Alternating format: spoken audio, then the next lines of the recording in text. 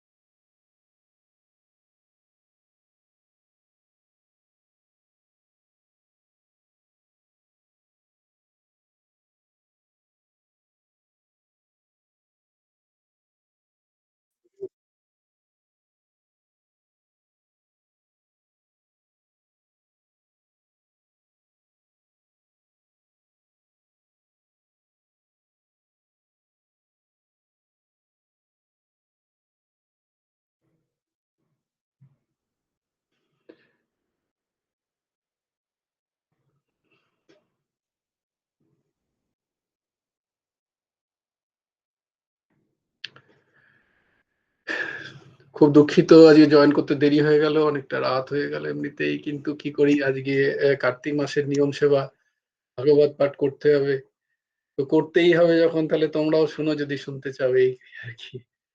কারণ সকাল 5টার সময় বেরিয়েছি, গেছিলাম চেন্নাই। বাড়ি ঢুকে প্রসাদ বসালাম, দিয়ে ক্লাসের পরে আবার সেটাকে সেই প্রসাদ পেতে হবে, তো তাই জন্য একটু দেরি হয়ে গেল, ক্ষমা করে দিও। তো আমরা শুরু করে দিই আমাদের গুরুমুখে গীতোপদেশ গ্রন্থের অবলম্বনে এবং পরমহংস ঠাকুর শ্রী শ্রী হেমন্ত দেব জিউর আবির্ভাব মাসে তাঁরই রচিত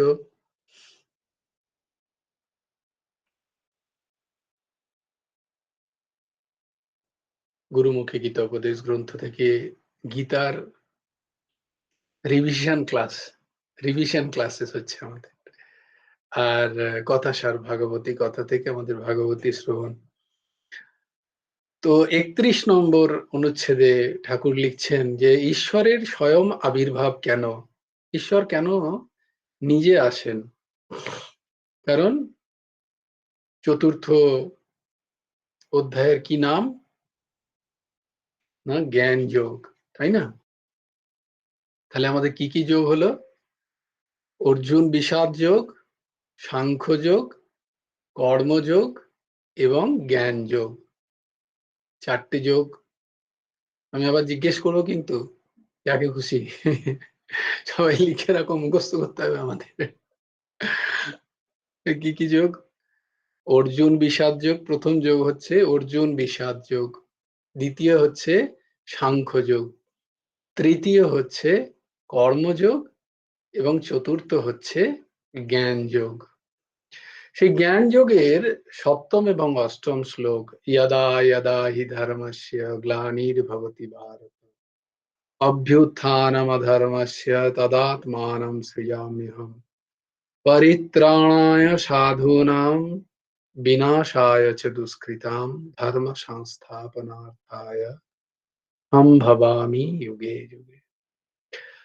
কালকেও আসলে তাড়াতাড়ি শেষ করে দেবো বলে শর্মিলা বলেছিল বলবে, কালকেও বলা হলো না, আজকে অনেকটা দেরি হয়ে গেছে। আজকেও শ্লোকগুলোকে আমরা প্রণাম করি, কালকে আগামীকাল আমরা নিশ্চয়ই দেখব। শ্রী ভগবানের আবির্ভাব সময় হইলেই তিনি আসবেন, তার আসার কোনো নির্দিষ্ট সময় নেই। প্রয়োজন উপস্থিত হলেই তিনি নিজ সংকল্প দ্বারা আপনিই আপনাকে সৃষ্টি করেন, সাধুদিগকে তিনি রক্ষা করেন। আহা, এখানে যেন গুরুদেব আমাদের মতো এরকম বিষয় আসক্ত,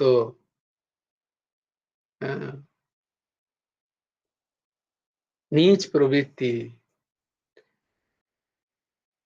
জাতি, যে সমস্ত ভোগ প্রবণে লিপ্ত যে সমস্ত জীব, তাদের উদ্ধারের জন্য বলছেন। এখানে সাধু বলতে কাকে বুঝিবে? জটা বলকল পরিগ্রহ মাত্রেই সাধু হওয়া যায় না। প্রকৃত সাধু হইতে হইলে স্বধর্মানুবর্তিতা থাকা চাই। এই স্বধর্মানুবর্তিতা যাহার আছে, তাহার কোনো বেশভূষা না থাকিলেও তিনি সাধু। এই সাধুজনের রক্ষণেই শ্রী ভগবান অগ্রণী। তাহলে বেশভূষা ধারণ করলেই যে সাধু হওয়া যায় তা কিন্তু নয়। ঠাকুর বলছেন স্বধর্মানুবর্তিতা, নিজের যা ধর্ম আমরা পেয়েছি, যেখানে যেমন কাজ আমরা পেয়েছি, সেইটাকে নিষ্ঠার সাথে প্রতিপালন করে ভগবানে মনোনিবেশ করাই হচ্ছে সাধুতার লক্ষণ। দুষ্টজনের নিগ্রহ আর শিষ্টজনের পালন, বেদবিহিত কর্মের প্রবর্তন দ্বারা সম্যক রূপে ধর্ম স্থাপনই ভগবানের অবতার গ্রহণের প্রয়োজন হয়। প্রতি যুগেই যে ভগবানকে এক একটি অবতার হয়ে আসতে হবে, আবির্ভূত হতে হবে, তার কোনো নিয়ম নেই। প্রয়োজন অনুরোধে ভগবান এক যুগেও বহুবার আবির্ভূত হতে পারেন। শিষ্টজনের রক্ষার জন্য শ্রী ভগবানকেই বা কেন স্বয়ং আবির্ভূত হতে হয়? অন্য কাহাকেও তো তার প্রতিনিধি রূপে পাঠালেই হলো, চলে। যেমন রাজকার্যে রাজা সর্বত্র যান না, মন্ত্রী উপমন্ত্রীদেরও পাঠিয়ে কার্য সমাধা করেন। তাছাড়া ভগবান তো সংকল্প মাত্রই সবকিছু হতে পারে, তো তিনি নিজে আসেন কেন? ভগবান গুরুদেব লিখছেন, আহা, যেন তিনিও নিজে এসছিলেন ওই জন্যই। এর উত্তরে বলতে হয়, সবসময় কর্মচারীদের দিয়ে সকল কর্মের সমাধান করা যায় না। যেমন এ বিষয়ে একটা গল্প আছে। আকবর বাদশাহ তার শিক্ষা গুরুদের একদিন এই প্রশ্ন করেছিলেন। এই প্রশ্নের ঠিক জবাব দেওয়ার সুযোগ খোঁজে গুরুবর্গ একদিন শুনিলেন, বাদশাহ অমুক দিন নৌকো যোগে পরিবার বর্গের সাথে নদী ভ্রমণে বের হবেন। তারাও বাদশাহর ৫-৬ বছরের একটি পুত্রর মতো অবিকল একটা মোমের কৃত্রিম পুত্র তৈরি করে নৌকা চড়িবার দিন একেবারে শেষের সময় তাড়াতাড়ি সেই পুতুল শিশুটিকে নিয়ে নৌকায় উঠিলেন। বাদশাহ দেখতে পেলেন, আরে আমার ছেলেকে নিয়ে এরা কেন উঠছে এই সময়?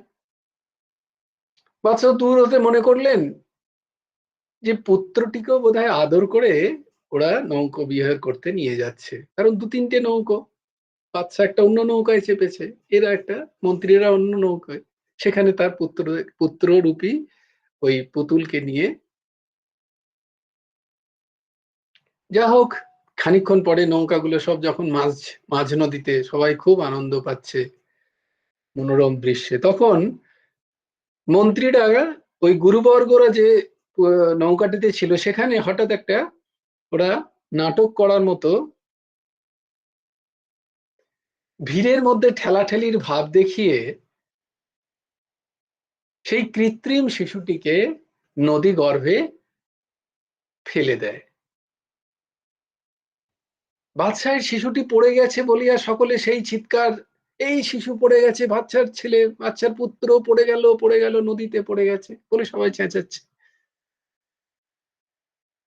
তো কেউ, সবাই ঝাঁপ দেবে, এমন সময় বাদশাহ আর তৎসত্ত্বে মানে সেই উত্তেজনায় তিনি নিজেই ঝাঁপ দিয়েছেন সেই পুত্রকে, তার নিজের পুত্রকে বাঁচানোর জন্য।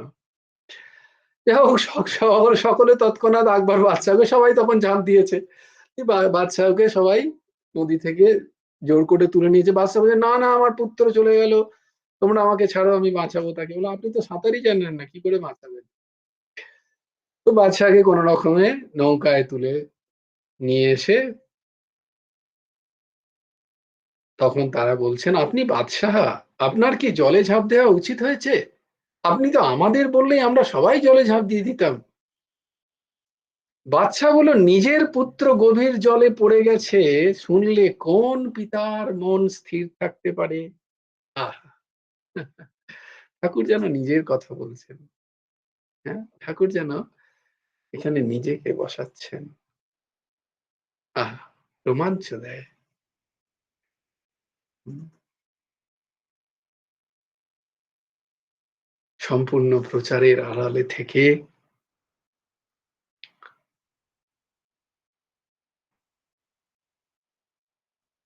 হুম, কতগুলোকে উদ্ধার করে গেলেন। বাদশাহ বলিল, নিজ পুত্র গভীর জলে পড়ে গেছে শুনলে কোন পিতার মন স্থির থাকতে পারে? তাই আমি জলে ঝাঁপ দিয়েছিলাম। তখন আর আপনাদের বলিবার অবকাশ পাই নাই। তখন পণ্ডিতরা বলেন, মহাশয়, ওটি আপনার পুত্র নয়, ওটি আপনার পুত্রের মতো একটি পুতুল আমরা তৈরি করেছিলাম। আপনাকে এই তত্ত্বটি বোঝাবার জন্যই আমরা এরূপ ছল করেছি যে, যখন জগৎ পিতা ভগবানও তার সাধু সন্তানদের যখন বিপদ ঘটে, তখন আর তিনি নিজে থাকতে পারেন না, নিজ সন্তান রক্ষণে স্বয়ং ছুটে আসেন। অন্য সাঙ্গ পাঙ্গ কাহাকেও পাঠাইবার তখন অবকাশ পান না। তাই শ্রী ভগবানের যখন সকল জীবমাত্রেই সন্তান, কেবল সাধুরাই তাহার সন্তান নয়, তখন দুষ্কৃতী দিগকে বিনাশ করতে শ্রী ভগবানের আবির্ভূত হওয়া কি উচিত? গুরুদেব লিখছেন, কেন দুষ্কৃতিকে বিনাশ করবে? সেটাও তো তার পুত্র, তাদেরকে বিনাশ করবে আর সাধুদের উদ্ধার করবেন, বলে এটা তো উচিত নয়। ভগবান তাহলে পক্ষপাত দুষ্ট হয়ে যাবে। কেবল সাধুদের রক্ষা করিব, অসাধুদের বিনাশ করিব, এইরা মনোভাব ভগবানের তো উচিত হওয়া উচিত নয়। আমার প্রভুরও ছিল না। তার সামনে কে সাধু কে অসাধু সবারকে অকাতরে প্রেম বিলিয়েছেন। একটা অদ্ভুত জিনিস, অদ্ভুত। আমরা দেখতে পাই যে আমাদের গুরুদেবের শিষ্যকুলের মধ্যে বিভিন্ন চরিত্রের শিষ্য আছে। আমাদের মধ্যে তাদের বিভিন্ন দোষ ধরা পড়ে আমাদের চোখে। কিন্তু প্রত্যেকে কি, যখন গুরুদেবের কথা ওঠে, একজন কেউ বলতে শুনিনি যে গুরুদেব আমাকে ভালোবাসেননি। এরকম একজনও নেই। মানে অতি যারা যাদের কাছে আমাদের তথাকথিত চর্মচক্ষে আমরা দেখতে পাই, যাদের মন কুটিল, জটিল এখনো পর্যন্ত আমাদের মনে হয়। কিন্তু তারা যখন গুরুদেবের কথায় আসে, তাদের মন পিঘলিত হয়ে যায়। অদ্ভুত! মানে এটা হচ্ছে যে কাউকে জোর করতে হয় না গুরুদেবের কথা চিন্তন করার জন্য। এইটা উনি করিয়ে নিয়েছেন। দেখো প্রেম দ্বারা কিভাবে করিয়ে নেওয়া যায়, শরণ ভক্তি কিভাবে করিয়ে নেওয়া যায় দেখো। এও এক চরম দৃষ্টান্ত। এই দৃষ্টান্তের দিকে আমরা প্রায়ই খেয়াল রাখি না, যে ভগবান এত প্রেম দিয়েছেন সবাইকে, যখন ঠাকুরের কথায় কেউ চিন্তন আসে তখন তার সমস্ত বিগলিত হয়ে যায় মন হৃদয়, তখন তার আর কিচ্ছু মনে থাকে না। এ অদ্ভুত প্রত্যেকের। তারা হয়তো বাইরে অন্য কিছু করছে, কারোর সাথে দ্বৈততা করছে, দেশ পরায়ণতা আছে মনের মধ্যে, কিন্তু যখনই ভগবানের কথা গুরুদেবের কথা আসে, ও গুরুদেব আমাকে সব থেকে বেশি ভালোবাসতেন। কি অদ্ভুত স্মরণ ভক্তি! আর এটা করিয়ে নেওয়া, কাউকে বলা নয়, উপদেশ নেওয়া নয়, কাউকে কখনো কোনো উপদেশ দেননি তিনি, কোনো সাধন নেই কারোর জন্য। কি অদ্ভুত! শুদ্ধ প্রেম দ্বারা চরণ ভক্তি করিয়ে নিচ্ছেন তিনি।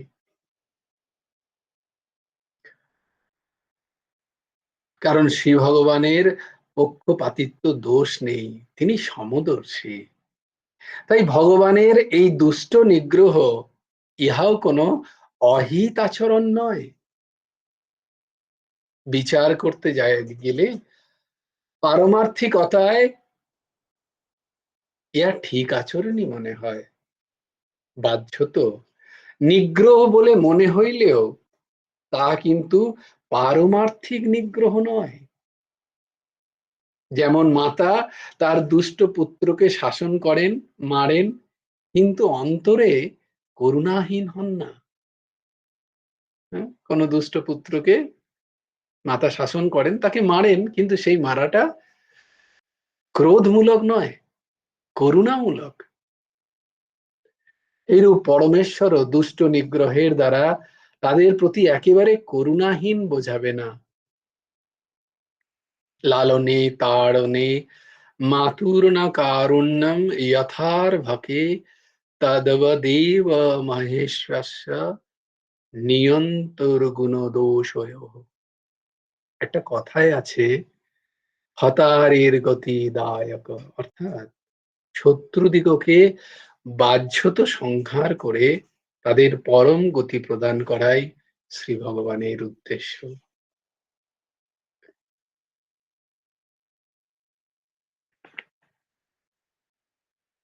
কম্বা দয়ালু শরণম ব্রজে। এরাম ঠাকুর থেকে আর আমরা কোথায় যাব, কেনই বা যাব?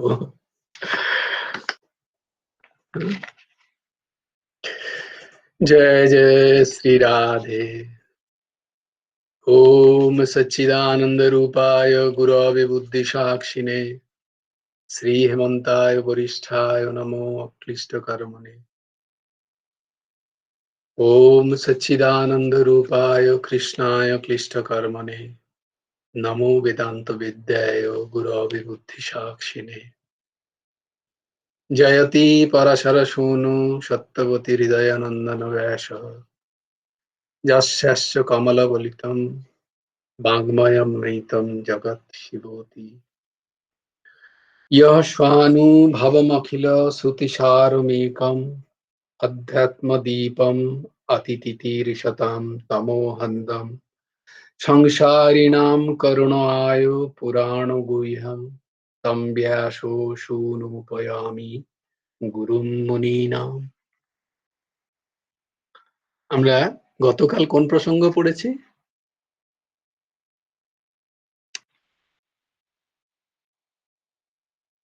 কেউ বললে তবে আগে যাব।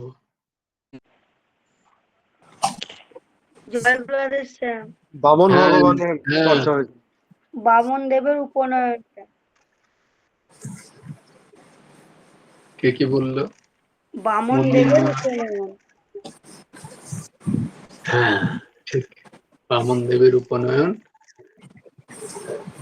এবং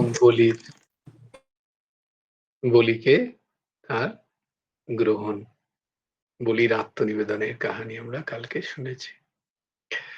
আজকে আমরা শ্রবণ করব গজেন্দ্র মোক্ষণ স্তবের কথা। গজেন্দ্র মোক্ষণ বলছি, গজেন্দ্র মোক্ষণ স্তব তোমরা যদি প্রত্যেক দিন পাঠ করো তাহলে কোনো চিন্তা নেই। যেটা ভগবান লিখছেন, ভগবান যেটা বলছেন গীতায়, যে যখন এই শরীর ছাড়বে তখন যে যেমন চিন্তা করবে সে আবার সেরকম শরীর পাবে, আর সে যদি আমার চিন্তা করে তাহলে সে আমাকে পাবে। এরকম ভগবান বলেছেন না, গীতা আমরা দেখেছি শ্লোকে।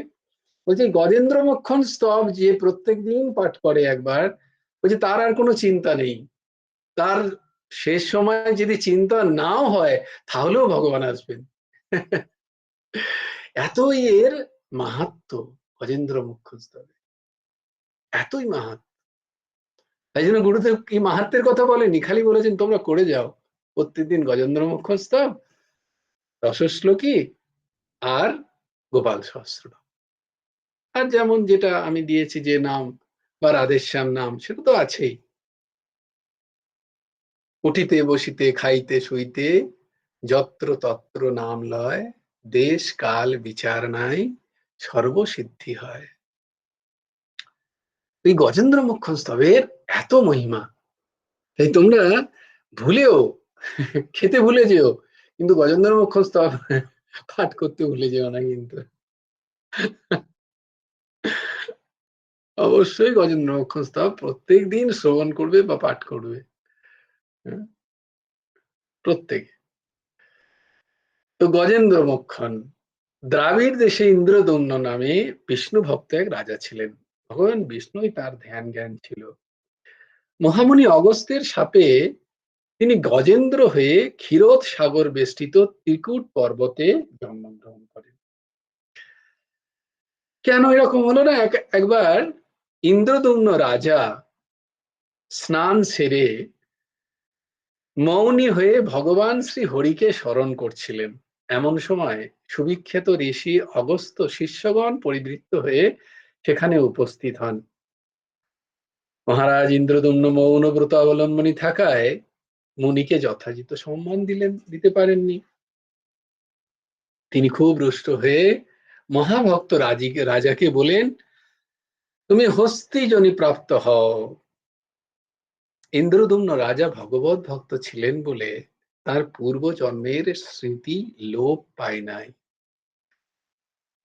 তিনি গজরাজ হয়ে অতি রম্য ত্রিকূট পর্বতে তার স্ত্রীদের নিয়ে বসবাস করতে লাগলেন। এখনো প্রশ্ন হচ্ছে যে এখানে জাগতেই পারে যে তিনি তো হরি ভজন করছিলেন, তিনি তো হরি স্মরণ করছিলেন, তাহলে অগস্ত্যমুনি কেন এরকম করলেন? তার কি এটা উচিত হলো? এটা কি অন্যায় বলে মনে হয়? আচ্ছা, প্রথমেই একটা দিক দেখাই, যেটা হচ্ছে দেখো ইন্দ্রদম্ন এরকম তো হরিভক্ত অনেকেই আছেন যারা হরি স্মরণ করছেন, কিন্তু ঠিক পরের জন্মে সে যে শরীরই হোক না কেন সেই শরীরে সে হরি পাবে এর কিন্তু গ্যারান্টি নেই। বোঝাতে পারছি? বোঝাতে পারলাম না তো? যেমন ধরো আমরা অনেকেই চেষ্টা করছি হরি স্মরণ করার, হরিকে চিন্তন করার, তাকে ভজন করছি, তো তার মানে তো নেই যে আমাদের সেই শুদ্ধ ভক্তি হয় বা আমরা সেরকম ভগবানের পূর্ণ প্রেম প্রাপ্তি পাচ্ছি বা ভগবানের দর্শন পাচ্ছি, এরকম তো হচ্ছে না। আমরা দেখতে পাচ্ছি, কারণ আমাদের সেই ভক্তিতে অনেক কি বলে খামতি থেকে যায়, তাই না? হরি চিন্তনে সেই খামতি থেকে যায়, ফলে কি সেই রকম দৃঢ় ভক্তি বা যার কারণে ভগবান ছুটে আসবেন আমাদের কাছে, এরকম তো হয় না। তো অনেক বছর লেগে যায়। যেমন ধ্রুবের দেখো কত বছর বলে, ধ্রুব এত বছর ধরে সাধনা করেছে যে তার অস্থির পাহাড় জমে গেছে। আর ইন্দ্রদম্ন রাজা দেখো পরের বাড়ি হলোই বা গজের গজের দেহ, মানে হাতির দেহ, কিন্তু ভগবানের দর্শন তো হলো। ভগবান এসে সাক্ষাৎ তাকে আলিঙ্গন করলেন, তাকে উদ্ধার করে নিয়ে গেলেন। শুধু হরিচিন্তনে হতো এটা? বুঝতে পারলাম? সময় লাগতো। যদি একভাবে থাকতো, পরের বার আবার মনুষ্য শরীর পাবো কি পাবো না, সেখানে আবার কোনো হরিভক্তের সান্নিধ্য হবে কি হবে না, সেখানে আবার আমার হরি ভজন ঠিক ঠিক হবে কি হবে না, এই বিভিন্ন এই কর্ম কর্ম চক্রে চলে আসে। কিন্তু দেখো এক মুনির ক্রোধই হোক আর প্রেমই হোক, জীবের কল্যাণ দায়ী। তো মুনি বা সাধুরা কখনো কারণ অকল্যাণ করেন না, এটা জানবে সব সময়। সাধু বা মুনিরা কখনো জীবের অকল্যাণ করেন না, তারা কল্যাণই করেন। যদ্যপি তিনি শাপ দিলেন হস্তি জনিতে পাওয়ার, কিন্তু তিনি জানতেন ওই জনিতে ইন্দ্রদম্ন রাজা ভগবানের সাক্ষাৎকার পাবে। তাই এখানে একটা তো এই কথা।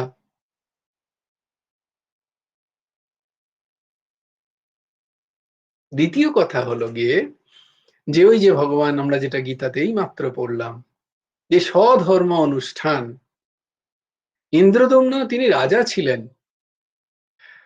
তার আশ্রম ছিল, সেই সময় তো সংসার ধর্ম তিনি করছেন, সংসার আশ্রম, গৃহস্থাশ্রমে ছিলেন তিনি।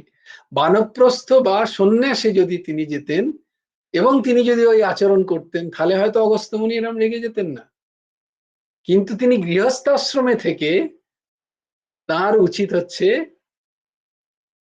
গোমাতা, ব্রাহ্মণ, সাধু, সন্ত, আমরা দেখলাম না গৃহস্থদের পঞ্চ সুনা আছে, পঞ্চ উপাসনা আছে, পঞ্চ যজ্ঞ আছে, সেই যজ্ঞ তাকে নিষ্ঠার সাথে করতে হয়। সেটি যদি না করে আমি যদি অন্য কারোর অনুকরণ করি, আমি যদি সাধু হওয়ার অনুকরণ করি, তাহলে কিন্তু আমার স্বধর্ম অনুষ্ঠান হবে না। এইটা এই ধর্মের কথাটা প্রতিষ্ঠা করার জন্যই অগস্ত্য মুনি কিন্তু এখানে ক্রোধ করলেন। না হলে অগস্ত্য মুনির কোনো ইচ্ছা ছিল না যে যিনি আমাকে সম্মান দিক বা আমাকে, না, তিনি এক মহান মুনি, তার মধ্যে এসবের কোনো বিষয় নেই। কিন্তু দেখলেন এক জীব সে স্খলিত হচ্ছে, এত সুন্দর হরিভজন করে, এইভাবে তার থাকা উচিত নয়। যে সময় সাধুরা আসবে, যে সময় সবাই আত্মীয় মানে বাইরের মানুষজন আসবে, যেখানে নির্যজ্ঞ তার করা উচিত রাজা হয়ে, সেটি না করে তিনি মুনি হওয়ার অনুকরণ করছেন। এটা ঠিক নয়। এর কারণ, এই দুটো কারণ। তো ত্রিকূট পর্বতের উপত্যকায় বরুণের ঋতুমত নামে এক মনোহর উদ্যান ছিল। সেখানে সবাই এসে বিহার করতেন। গজরাজও একদিন তার হস্তিনীদিগকে নিয়ে সেই ঋতুমত উদ্যানে উন্মত্ত হয়ে উদ্যানের বৃক্ষলতা ছিন্ন ভিন্ন করে ভ্রমণ করতে লাগলেন। প্রচন্ড রৌদ্রতাপে তাদের সবার তৃষ্ণা পেল। এমন সময় সেখানে এক সরোবরে গিয়ে তারা জল খাচ্ছিল, তৃষ্ণা নিবারণ করছিল। কাল কর্তৃক প্রেরিত হয়ে সেই সরোবরে নিবাসী এক কুমির এসে গজেন্দ্রকে আক্রমণ করে, গজেন্দ্রের পা ধরে। গজেন্দ্রের সাথে বহুকাল ধরে কুম্ভীরের যুদ্ধ আরম্ভ হয়। সেই যুদ্ধে গজেন্দ্র হীনবল হলে তার সমস্ত পুত্র, কন্যা, স্ত্রী আদি তাকে ছেড়ে চলে যায়। হ্যাঁ, জানি এই তো দেখছি তোমাকে আর বাঁচানো যাবে না, কিছু করার নেই, ভগবান তুলে নিন, যত তাড়াতাড়ি পারেন। তো এটাই আমাদের বাস্তব।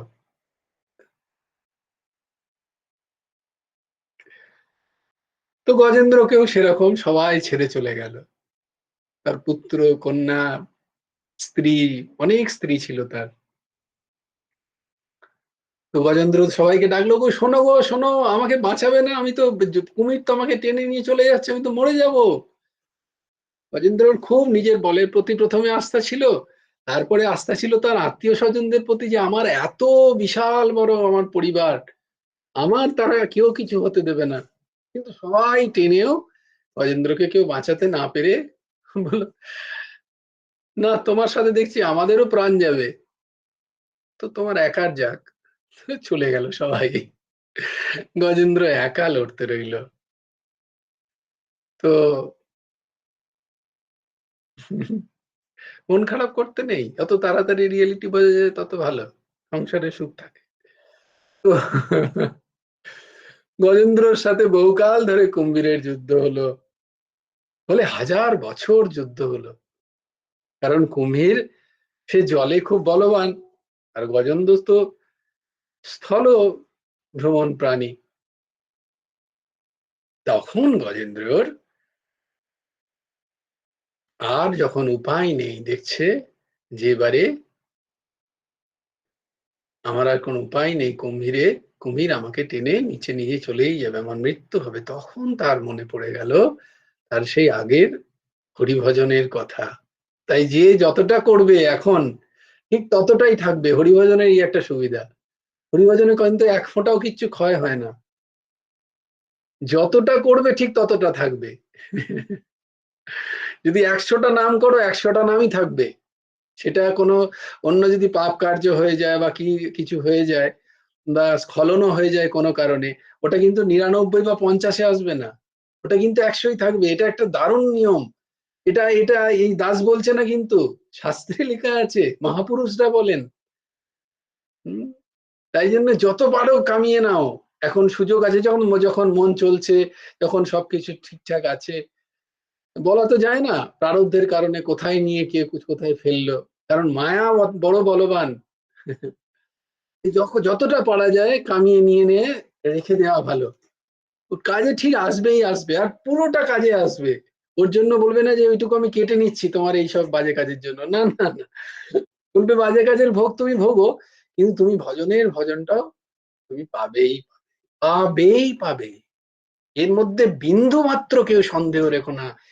একটা নামও ভগবানের যদি মুখ থেকে যদি তোমার উচ্চারিত হয়, জানবে সেটি ব্যর্থ যাবে না। একটি নাম।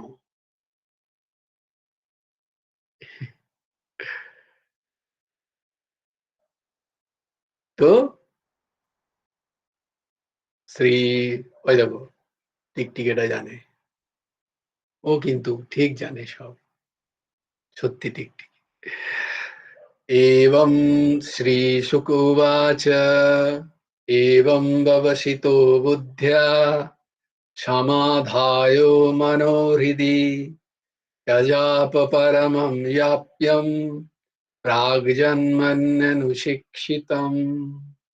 তো পূর্ব জন্মে অভ্যস্ত মঙ্গলময় মন্ত্র জপ করতে লাগলেন। এমন সময় একটুখানি আমরাও করে নি। শ্রী গজেন্দ্র উবাচ ओम नमो भगवते तस्मै यत एतच्चिदात्मकं पुरुषायादिबीजाय परेशाय विधीमहि यस्मिन्निदं यतश्चेदं येनेदं य इदं स्वयं योऽस्मात् परस्माच्च परस्तं प्रपद्ये स्वयं भुवम् यशात्मनीदं निजमाययार्पितं क्वचित् विभातं क्वचित् तिरोहितम् अविद्दृक्साक्षुभयं तदीक्षते सात्ममूलो मां परात् परः कालेन पञ्चत्वमितेषु कृष्णषु लोकेषु पालेषु च सर्वहेतुषु तमस्तदाशेद्गहनं गभीरं यत्सस्य पारे বিবিরাজতে বিভুঃ। না সবটা বলবো না, সবটা আমার মুখস্থ নেই। তো এইভাবে তিনি জপ করতে লাগলেন। এমন সময় আকাশে গরুর বাহনে শ্রী ভগবান উপস্থিত হতে দেখে কাতর কণ্ঠে শ্রী হরির স্তব করতে লাগলেন। শুন্ডে করে সরোবরের একটি পদ্ম তুলে শ্রী হরির উদ্দেশ্যে বললেন। শ্রী হরি গজরাজকে কুম্ভীর কবল হতে রক্ষা করিবার নিমিত্ত সুদর্শন চক্র দ্বারা কুম্ভীরের কণ্ঠচ্ছেদ করলেন। গন্ধর্বরাজ হুহু দেবল মুনির সাপে কুম্ভীর হয়ে জন্মগ্রহণ করেন। এখন সাপ মুক্ত হয়ে নিষ্পাপ হয়ে আবার স্বীয় ধামে গমন করেন। এদিকে শ্রী ভগবান আর্ত ভক্ত গজেন্দ্রকেও উদ্ধার করে পবিত্র করস্পর্শে পাপ মুক্ত করলেন। গজেন্দ্র শ্রী ভগবানের দয়ায় পীত বসন, হলুদ বসন এবং চতুর্ভুজ ধারণ করে ভগবানের পার্শ্বদ হয়ে ভগবানের সাথে গরুড়ে আরোহণ করে বৈকুণ্ঠ ধামে গমন করলেন। গজেন্দ্রর কোনো বিদ্যা ছিল না, কেবল ছিল শ্রী ভগবত ভক্তি। তাই সেই ভক্তি বলেই শ্রী ভগবান গজেন্দ্রকে নিজের সাযুজ্য মুক্তি দিলেন। এর দ্বারা বোঝা যায় যে আমরাও গজেন্দ্রর মতো সংসারে বিষয়মত্ত জীব। দেখো গুরুদেবই বলছেন। তোমরা বলবেন খালি তোমার এই একই কথা, না গুরুদেব বলছেন যে সংসারে আমরা বিষয়মত্ত জীব। মনে করি পত্নী পুত্রেরাই আমাকে বিপদে পড়িলে রক্ষা করিবে। খুব ভরসা পত্নী পুত্র কন্যার প্রতি, বা পতি বলে। এখানে তুমি আমাদেরকে বলছো না তো, কারণ বেশিরভাগ এখানে মায়েরা আছে। বলে খালি আমাদেরকেই ইহ কেন করছে, বলে আমাদেরই যদি কিছু হয় পতি বাঁচাতে বলবে, না না এই পতি বাঁচানোর কোনো ক্ষমতা নেই। এরা পতি পদবাচ্যই নয়। পতি মানেই হলো যে তোমাকে রক্ষা করবে, রক্ষাকর্তা, তাকেই পতি বলা হয়। এদের নিজেদেরকে রক্ষা করার ক্ষমতা নেই, তোমাদেরকে কি করে রক্ষা করবে। তো পতি পদবাচ্যরা নয়, জগৎপতি, তিনি পতি পদবাচ্য, একমাত্র জগৎপতি। তো আমাকে বিপদে পড়লে রক্ষা করবে, কিন্তু ভুলে যায় যে সেই নিদান কালে আমাদের হরি ছাড়া আর কেহ বন্ধু নেই, কেহ বন্ধু নেই, কেউ পারবে না। সেই দয়াল হরিকে আমরা বিষয় মদে ভুলে যাই, তাতেও ক্ষতি নেই। তবে যদি বিপদে পড়েও একবার তাকে আমরা ডাকতে পারি, তাহলেও যথেষ্ট হইবে। ডাকতে হবে, হে কৃষ্ণ গোবিন্দ হরে মুরারে, হে নাথ নারায়ণ বাসুদেব। এটা ভাগবতের স্তোত্র। এখানে দেখো 7টি নাম আছে ভগবানের: কৃষ্ণ, গোবিন্দ, হরে, মুরারে, নাথ, নারায়ণ, বাসুদেব। বাহ, 7টা ঠিক বলে দিয়েছি। 7টা নাম আছে দেখো এখানে ভগবানের। এই মন্ত্র অসাধারণ একটা, খুব সুন্দর।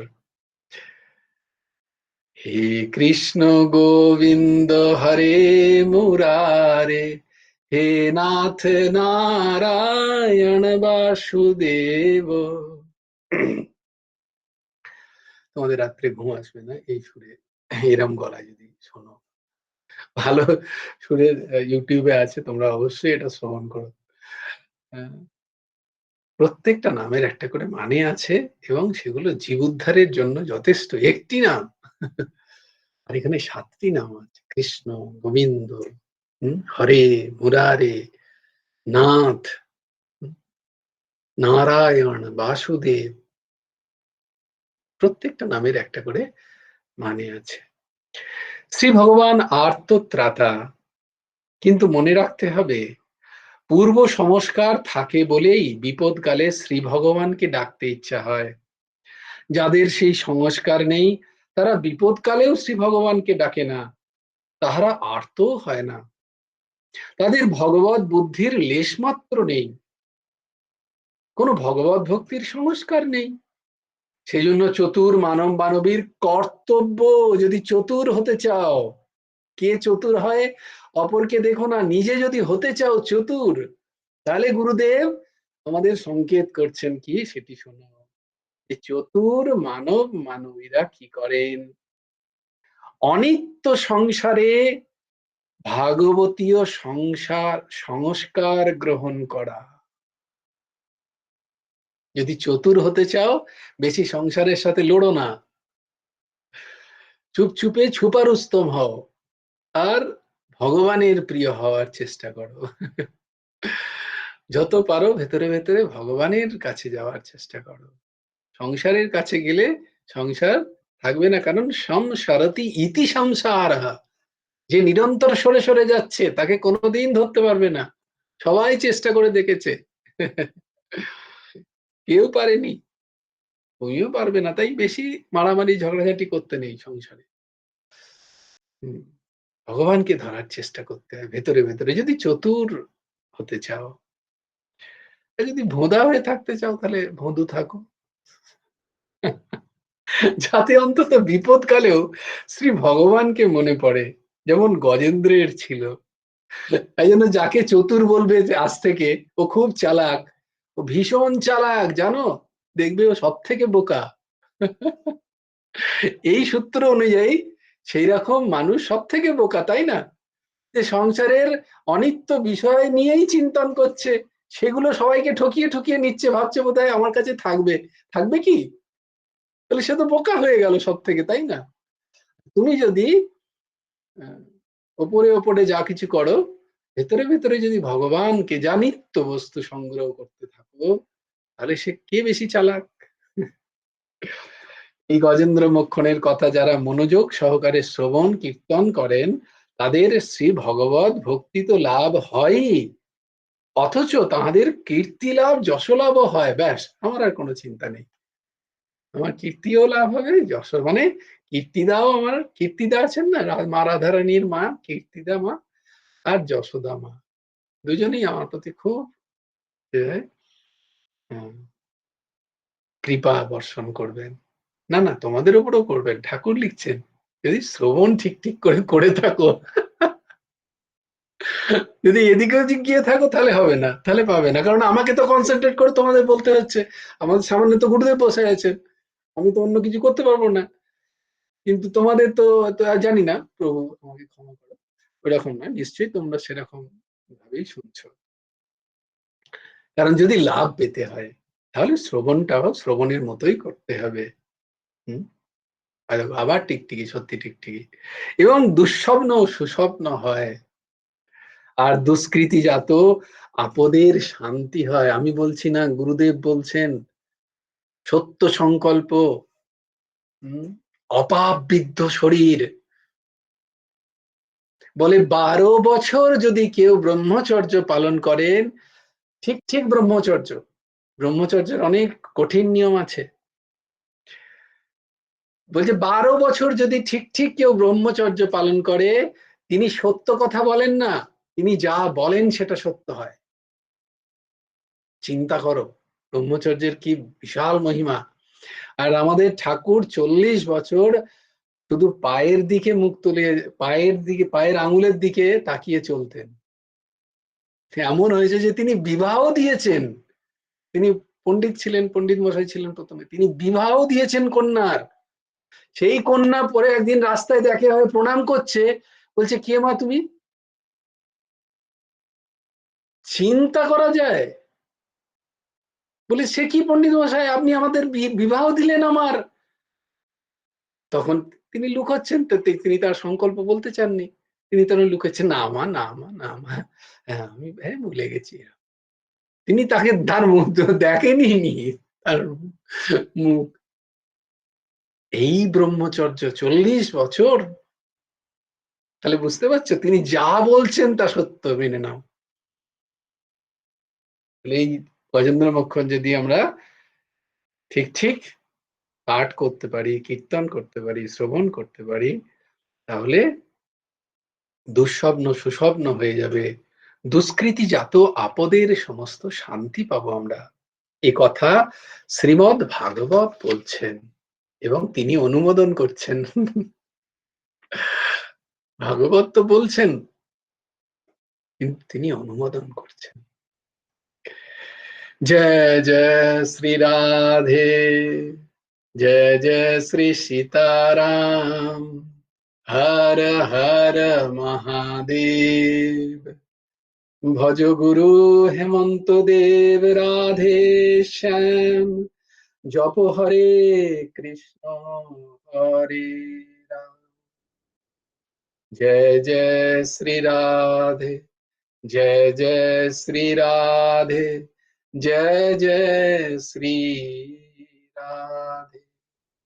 हरि बोलो, हरि बोलो, हरि हरि बोलो। जय गुरुदेव, जय गुरुदेव, जय गुरुदेव। जय जय परमहंस ठाकुर श्री श्री